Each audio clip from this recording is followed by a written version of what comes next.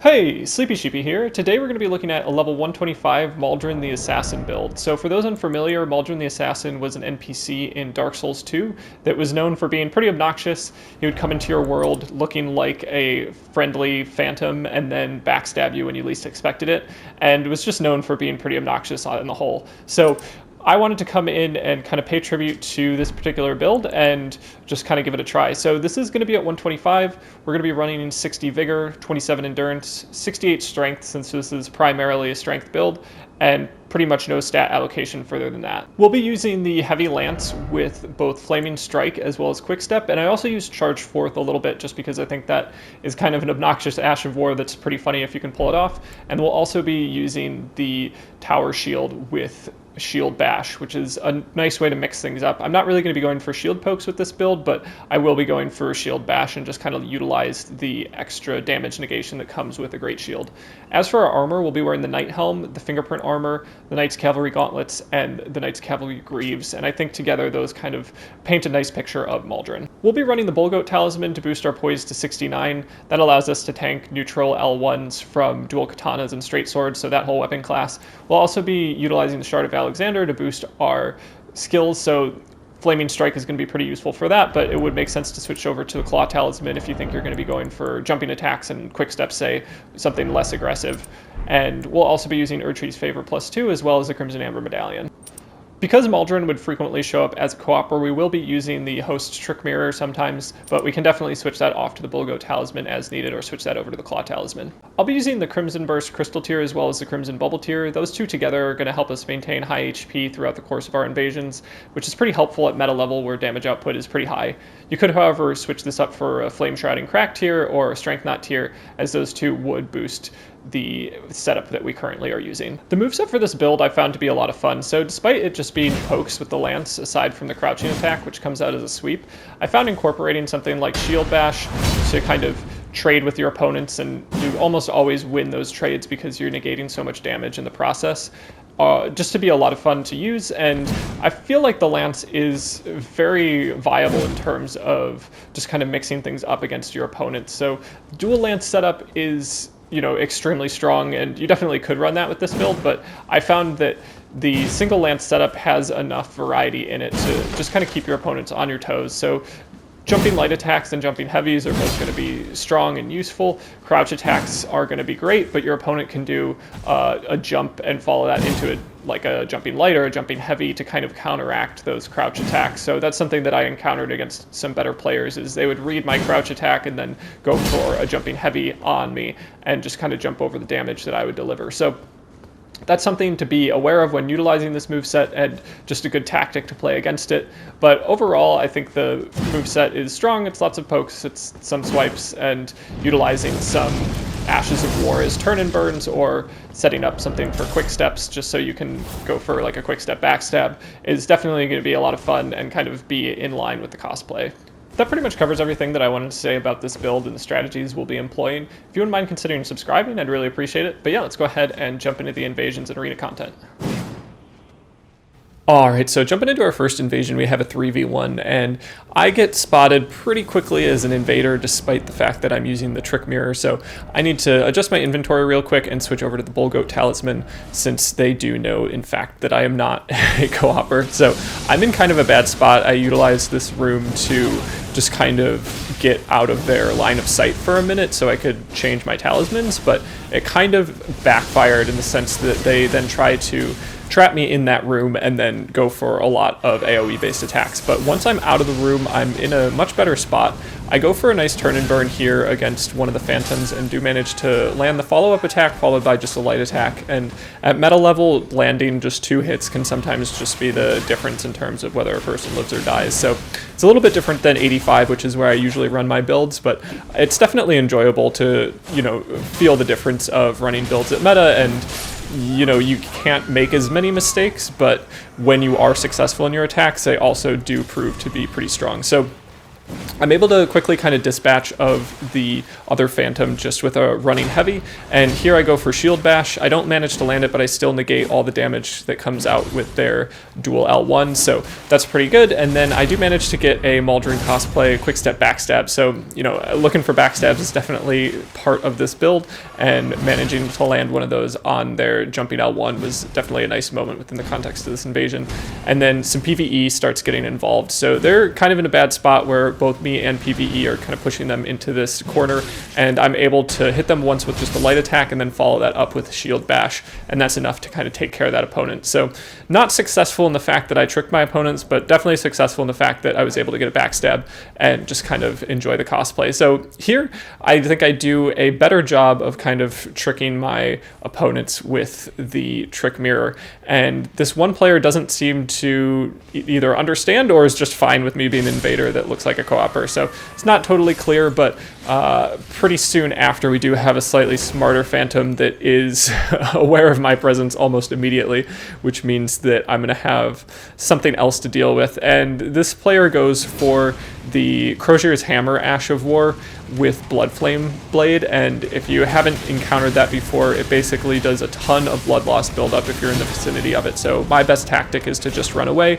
I don't get hit by it too badly. I was running around the stairs hoping to run away from the player when I ran into the host, and their character model blocked me. So I'm going to be using the stairs to try to negate some of the incoming damage that's coming my way and just try to kind of complicate the situation as much as possible. So with the PvE down here, I'm able to isolate one of the Phantoms for long enough to get off Flaming Strike, and that allows me to pretty much take care of that Phantom. And then again, you can see me utilizing the stairway just as a way to kind of provide cover against the incoming Thunderbolts from the host, as well as just moments to briefly isolate myself from the Phantom as well. So you can also note that I'm playing, you know, fairly defensively. I'm not going in for risky trades. Even if my opponent is half health, I'm gonna try to find a better opportune moment. And that was something that I definitely noticed a lot when playing at meta versus 85, is you can be a little bit riskier with your trades at level 85, but at meta, you're gonna be punished if you don't land them. So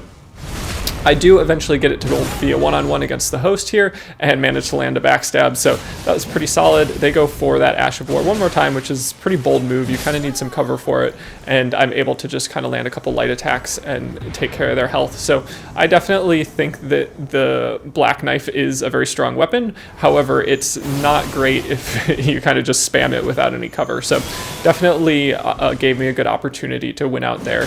Next up we have a 2v1, and again, I get caught pretty quickly, but here we can kind of see the nice utility of mix-ups that you can bring with the Lance and the Great Shield, even if you're not shield poking. So in that moment there, I was able to land a couple different hits and just utilize Shield Bash as well as a Crouch Poke as well as just a regular light attack, and every single one of those hits managed to land, and I'm able to get it to be a one-on-one against the host. And they're just using Hand of Melania and not putting up too much of a fight other than utilizing the Ash of War. I was hoping to get a parry on the Ash of War. There I went for a predictive parry, but they went for another heavy, but the third heavy I'd kind of figured it out and was able to go for kind of an obnoxious just riposte with a hard swap involved. So, you know, the name of the game here is being a little bit obnoxious. We're trying to really get into the cosplay, at least in these early invasions. So this next invasion, I think, was pretty solid in terms of the Maldron cosplay, where everything wasn't exactly canon with how the cosplay should go, but, you know, I came in and kind of made friends with the host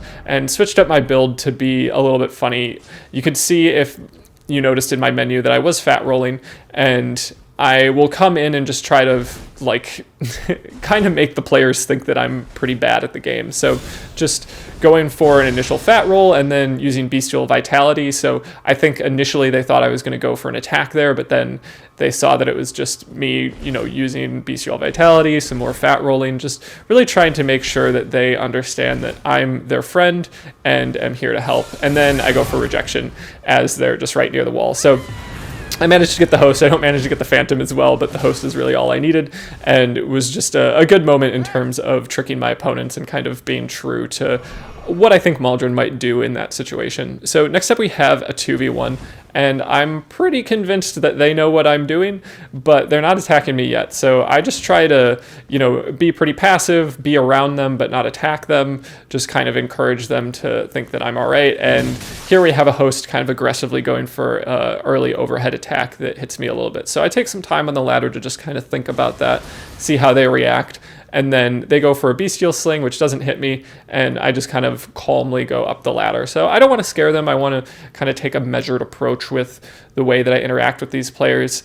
And just to try to be a little bit obnoxious, I decide that once this player comes up, I want to go for shield bash almost immediately. And fortunately, I was able to knock them down as well as land a light attack. So that isolates this phantom, and at this point, it just seems like kind of the gloves are off and we're going for a normal invasion type situation. So I didn't always have the opportunity to switch over to a different talisman, but it didn't necessarily matter all the time either. So I kind of back off. They're doing a good job of staggering their attacks where they have 2 great swords and either of them will stun lock me. And they also have AoEs that are very similar. So if they do manage to time these things well, they'll probably knock me off the edge, definitely do a lot of damage, and I just need to be careful with how I'm timing things. Eventually, I do manage to catch the Phantom with just a Flaming Strike Ash of War. They kind of roll into me when they should have rolled away, and that leaves me with just the host, and now we have a little bit of time to just kind of mess around. So I do manage to go for a hard swap here, botch the riposte, and manage to unequip my lantern rather than switching over to a Misericordia, and eventually some time goes by, but we do kind of begin the chase down period where I've slowed down on messing around with this opponent, and go for one more failed parry against kind of moveset that I wasn't really expecting. That follow-up heavy is not something that I've encountered too often, but I do manage to get the backstab, so kind of true to the cosplay, it's a successful moment. So those first couple invasions were much more focused on kind of the Maldron-y cosplay and less focused on maybe the, technical skill associated with invading with this build. So these next invasions are going to be a little bit more try-hard and a little bit less like just messing around with people. So that's more true to kind of how I invade just in general. So I wanted to include that. So here I'm able to trade into a crouch attack against that Phantom going for an Ash of War, and they didn't have enough health to tank it. I kind of knew that I'd get hit, but it was definitely a trade that was worth it because no matter how much damage I took, as long as I didn't die, them dying was probably going to be worth it since I'd get some health back. And we do have some jumping attacks coming in from the host here. Definitely something I need to look out for. The Crucible Knight cosplay is going for the Ash of War, and I just never learned from that particular attack where you can't jump it. It has kind of a spherical AoE that if you jump into it to try to punish it, you'll just get hit. So I kind of switch up my tactics a little bit, go for some more running heavies. I find running heavies are an amazing chase down with the lance. Oftentimes it will roll catch people, and the fact that it has 3 consecutive hitboxes can just be really strong, especially if you poise break your opponent. So you'll see me utilize that some more throughout the course of this. Here my opponent does a good job. I think they're trying to set themselves up for a backstab, but they're guarding a little bit too much, and the running heavy is also a really nice way to deal with that, as well as charge forth. So I switch over to my lance with charge forth once I notice that they have their shield up quite often, and that's enough to guard break with the 3 consecutive hits, and then I managed to grab the riposte. So a nice moment there, just kind of a fun invasion against 3v1 with a lot of melee players. Next up we have a 2v2, and this was one of the most synergized invasions that I've had, so I just wanted to include it. It's not particularly special other than that my co-invader was doing a great job and we had some good moments. So here we get a riposte, and then I go for a backstab attempt, but their riposte animation was already in place. So I managed to hit some damage with that, and then they managed to also hit the riposte damage. So that just kind of annihilates the Phantom immediately, and it's now just a 1-on-1 or 2-on-1 actually against the host here. And this host is doing a pretty good job of staying nimble and a little bit slippery. I would say that there was definitely some lag that was contributing to their lack of kind of stun locks throughout the course of this, but here they go for a backstab, definitely a good window of opportunity, something you can do to kind of take advantage of the slow recovery time that comes with shield bash, and that's definitely something that you're going to have to be aware of if you are going for shield bash, is that the kind of animation locks you into a single straightforward direction for the most part. You have a little bit of ability to track your opponent, but it can leave you very susceptible to a backstab. So Shield Bash, I would say, is great if you're going to be in kind of a hallway situation where there's not such an opportunity to get backstabbed. In this next invasion, we have a 3v1, and it turns into a 2v1 very quickly. We have a quick vigor check on the kind of mage phantom that was going for the moon spell, and that's definitely a good way to deal with the moon spell. Is it's pretty slow to start up, and you don't get any hyper armor, so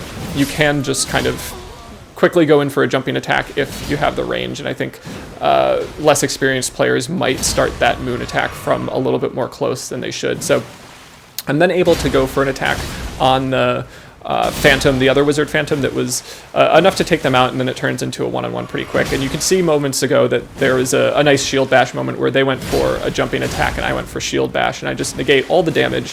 One thing that's really nice about shield bash versus shield crash, which is more similar to charge forth in the distance that you cover, is that you can't get guard broken while using shield bash. So as long as you get the startup animation for that Ash of War, you'll be able to negate incoming damage. Your stamina isn't something you need to worry about, and it's also just, it covers a shorter range, so that could be good or bad. And then we do again kind of get the backstab, so lots of backstabs within the context of this invasion, and any 3v1 that I won with backstabs I felt that I needed to include. So next up we have just a 2v1, and I included this mostly just to demonstrate how quickly you can kill people with Flaming Strike and a Lance. The AR buff that you get after the follow-up is very strong, and you can see that I switch weapons so it goes away, but that raises the AR almost by 100 points, I believe. So that can just be a way to just kind of apply very quick pressure, get your opponent on their back foot, and then really just begin the chase down, which is really easy with the Lance if you're playing against somebody that's either panicking or just kind of rolling backwards. So this next invasion, we have kind of a lot of Ash of Wars and kind of Dragon Breath spam in this area, which is a little bit difficult to deal with. I thought I was kind of safe in that back corner. I still managed to get hit, but we do have another attempt with the Dragon Breath, and that one was very surprising to me. I'm not sure what the poise damage is on Shield Bash, but I Shield Bashed their Dragon Breath, and it wasn't enough to knock them out of the animation. Historically, I've encountered Dragon Breath. It has been fairly easy to knock people out of the animation, but we do get some help with the PvE, and I'm able to land a running heavy that does damage on both. So next up we have two players, and they kind of go for a cheeky attack where they come out from around the corner. So I wasn't 100% sure if they were going to show up there, but I knew they were in the vicinity, and anytime you kind of turn a tight corner when you know you're close to your opponent, it can be beneficial to kind of walk in and walk out quickly without actually committing to going down the hallway, because they can see you and you can't see them. So after avoiding that kind of initial trap from the opponents, I am able to get a quick chase down on the host, and that's something that's really beneficial about playing against a player with the Giant Crusher, is that any attack they go for is going to leave them in long recovery animations, so they're going to have a hard time kind of defending the players on their team. So we do get one quick backstab, but I feel like this setup is one that is very susceptible to more backstabs. So we go for another quick step backstab, get the grab, but it doesn't connect, and so we go for another. And at this point, I'm kind of satisfied with the number of backstabs for the Maldron cosplay and go for a running heavy and then just a light attack. There was definitely some latency, so I'm not surprised that some of those backstabs didn't connect, but I was happy to get as many as I could. So this next invasion is going to be kind of an interesting one, and I think a useful one to look at in terms of using your environment. So I really like the way invasions work out when you have stairways. The way that it changes how hitboxes work and the ability to just kind of isolate opponents is much easier, especially on narrow stairways. So it's a great spot to be, and if you can kind of bait your opponents continuously around stairways, you're always going to have a quick way out because you can jump down quickly, and then you can kind of run away and isolate opponents more easily in that space. So we do have one Phantom that died pretty quick from a backstab, and then we have another with dual thrusting swords. And here I was really hoping to land that jumping light and finish that opponent off, but I see that it's probably not worth it. So something in my mindset that I'm trying to really internalize is that if I can get a player low on health, like really low on health once, I can probably do it again.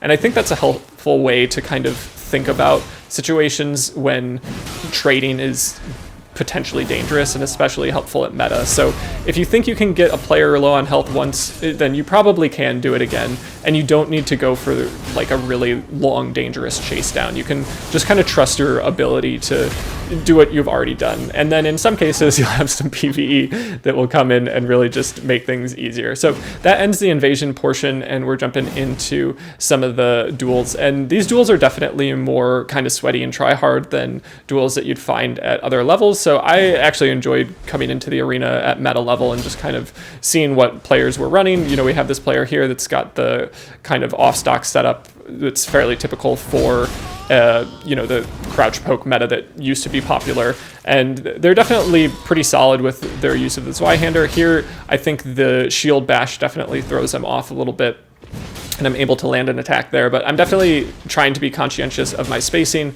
you know, let them deliver some attacks that I can maybe, you know, jump over like I did there, or trade with them a little bit since I'm up on health. And they are getting a little bit aggressive with the off stock, so that allows me to have a little bit more range and go for some crouching attacks that really kind of sweep a wide area and are easy to catch my opponent. So that first duel was just a nice one against a fairly meta setup. And then next up, you'll have an opponent here with a greatsword, and I think I had kind of the measure of how this player was going to use the greatsword pretty effectively, and was able to kind of dodge most of their incoming damage and just land a couple different hits. So I had recently done a video about the Claymore, and that has definitely served me well in terms of kind of anticipating how other people are going to play with it. But you can see just by their movements that they are familiar with the game. Like, people don't play unlocked and move around like that when they're brand new to PvP. So it's definitely an experienced player,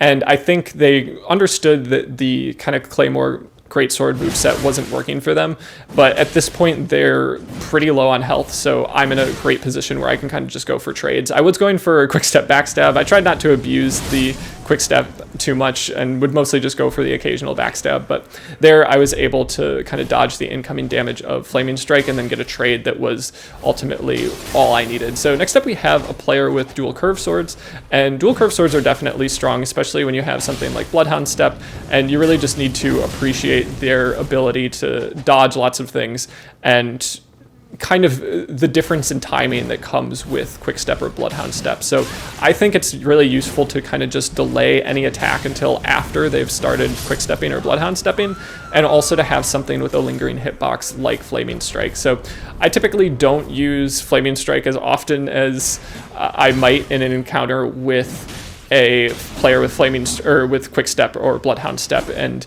it's mostly just because Flaming Strike and something like Storm Stomp are going to be your best bets in terms of stopping your opponents in their tracks and being able to hit them once or twice. So this next one I just thought was kind of funny.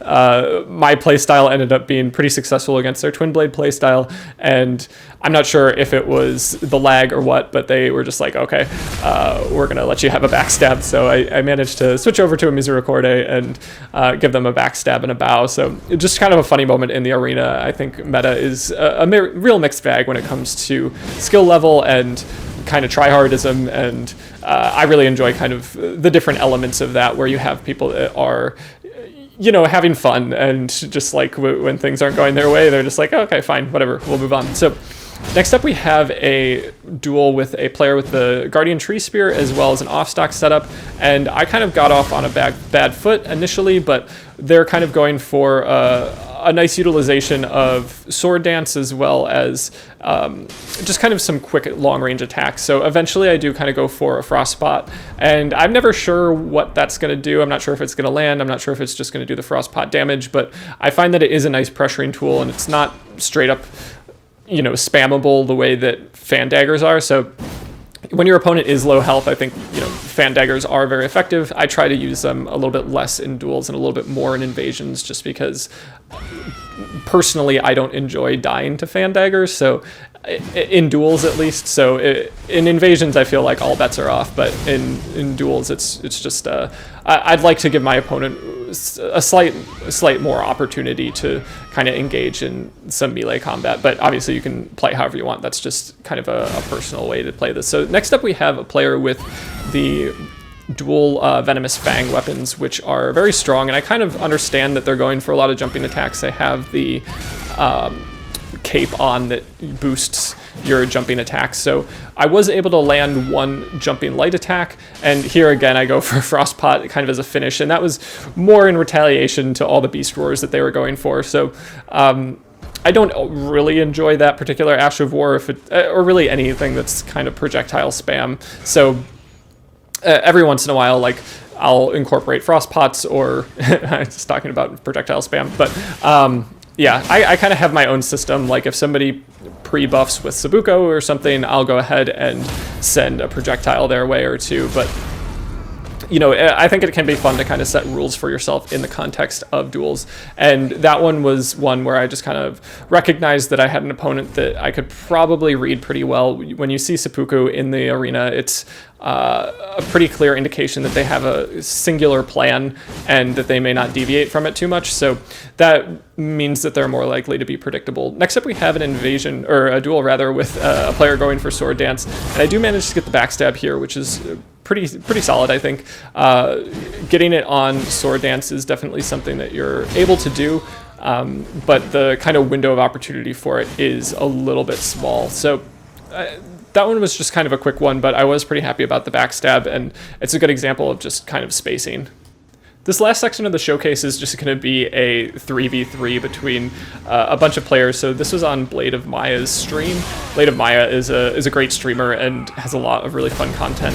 They also have a YouTube channel as well, but this was just kind of a group of us that all know each other, at least peripherally, through like content creation and Blade of Maya's stream, and it was just a really fun time to just kind of hang out, mess around, and, you know, have a little bit of a sweaty but not overly sweaty 3v3, and just kind of see how we all stood up to each other. So you'll see a lot of poking weapons. There's lots of like lances or great spears, or, you know, just halberds. So everybody's definitely trying, but I think we're all trying to do some funny stuff. You know, you can see the backwards jump there from my opponent that I would just kind of knock them out of the air for.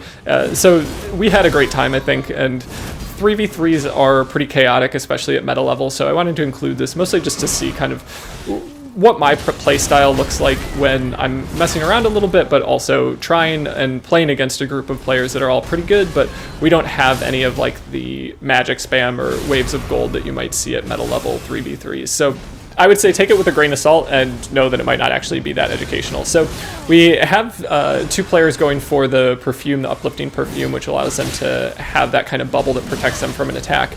And that definitely is a good tool in terms of, one, negating damage for the next hit that comes your way, and also providing a little bit extra pressure. So especially when I was low on health, it was difficult to kind of come at that opponent knowing that my next hit wasn't going to land very well. If I went for fan daggers to pop the bubble, I'd probably be in an animation that would result in my death, and it was just a good way to add a little extra pressure. So when I respawn, I go for a couple frost pots, and there I definitely should have thrown some fan daggers first, but you can see how kind of beneficial that extra damage negation was from the uplifting perfume.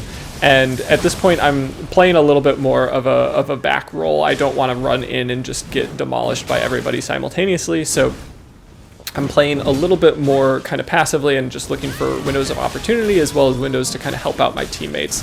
So once it's kind of a chaotic mess involving most of my teammates and two opponents, I go for Flaming Strike, and that is a good way to just put on a little bit of extra damage to my enemies, and do manage to land just a jumping light attack to roll catch my opponent. So at this point, my opponents are in kind of a bad spot where their respawn timing is a little bit staggered, so it's resulting in a lot of 3v1s, which can be really hard to deal with in 3v1s, or 3v3s rather, is just kind of the staggered respawn. So at this point, I'm messing around a little bit, going for some kind of chaotic play where I go for a little bit more just kind of parry attempts than I might normally, and am going for some crouching attacks. I was really trying to bait a parry, but my opponent was doing a great job of not really buying it. So going for something like a crouching attack can be a great way to bait a parry, but with skilled players, and all the players in this arena were definitely skilled, it is much easier to kind of try to bait your opponents and fail than actually land it. But eventually I am able to kind of mix up my timing a little bit, get a better understanding of when my opponent might attack, and just go for a final parry there. So maybe not the smartest thing to do, is definitely more risky, but as I said at the beginning, we were mostly just kind of having fun. So that was just a good moment there.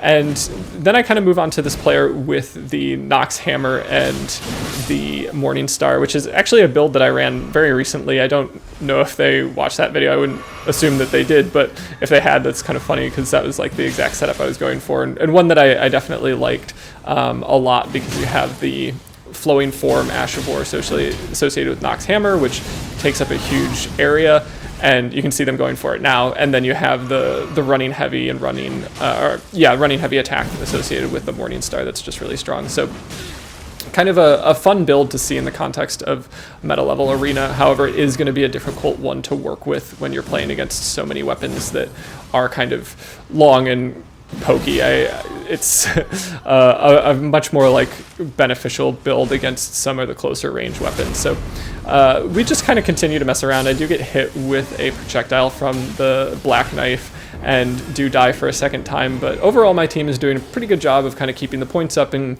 keeping the pressure on. I think I've died maybe twice, and I'm not sure how often my teammates have died, but I don't think it was too many times. So we've just done a good job of kind of supporting each other and utilizing some pretty strong setup, and ultimately those things together were enough to kind of get us the W, and I was able to be the supreme combatant. So definitely a nice moment there, and just kind of a fun 3v3. As always, if you made it this far, I just want to say thanks so much for watching.